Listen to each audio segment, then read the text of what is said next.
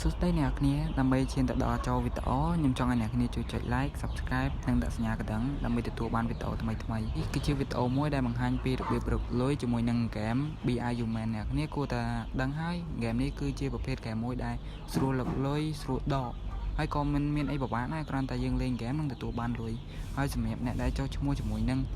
link របស់ខ្ញុំអ្នកនាងទទួលបាននឹង$1ភ្លាមដោយឥតគិតថ្លៃពូ link ខ្ញុំបានដាក់វានៅក្នុងក្រោមវីដេអូរបស់ខ្ញុំនៅក្នុង comment ហើយខ្ញុំសូមអរគុណចំពោះអ្នកដែលបានចុះឈ្មោះនៅ link របស់ខ្ញុំឲ្យមានពេលវេលាយូរខ្ញុំនឹងប្រាប់ពីរបៀបលេងទាំងអស់គ្នា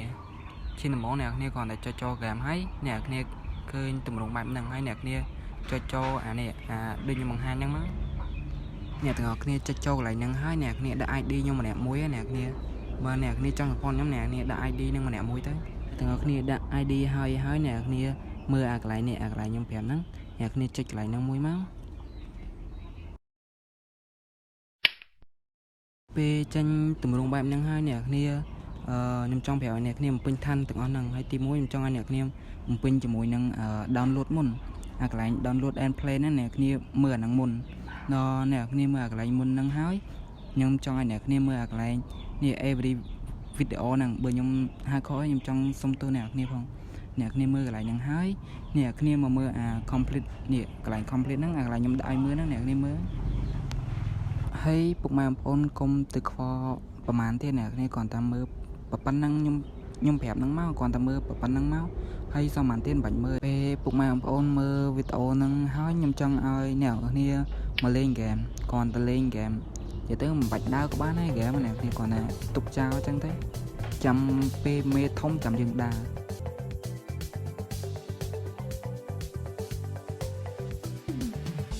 ហើយនៅពេលយើងឈ្នះហើយខ្ញុំចង់ប្រាប់ឲ្យទៀតអ្នកគ្នាកន្លែងហ្នឹងមុនដំបូងអ្នកគ្នាទទួលបាន0.20 សេនតែខ្ញុំល្បែធំហើយខ្ញុំអត់ទទួលបានទេតែបើអ្នកដែលទំបង្កើតលេងឬក៏ដាក់ ID ខ្ញុំហើយអ្នកគ្នានឹងទទួលបាន20 សេនដល់ពេលលេងមួយហ្គេម20 សេនពុកម៉ែបងប្អូនលេងហើយអស់ហើយអ្នកគ្នាមកមើលអាកន្លែងនេះអាកន្លែងជាប្រចាំថ្ងៃហ្នឹងអ្នកគ្នាគ្រាន់តែចុចកន្លែងហ្នឹងមួយមកហើយអ្នកគ្នាclaim វាមកសាញ់អ៊ីងវាមកហើយអ្នកគ្នាទទួលបាន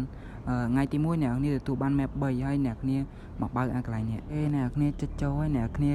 ឃើញទម្រង់បែបនេះពេលឃើញទម្រង់បែបហ្នឹងហើយអ្នកគ្នាចុចអាកន្លែងមុនដំបូងអ្នកគ្នាមានតែ4ទេអ្នកគ្នាហើយអ្នកគ្នាចុចអាកន្លែងលើ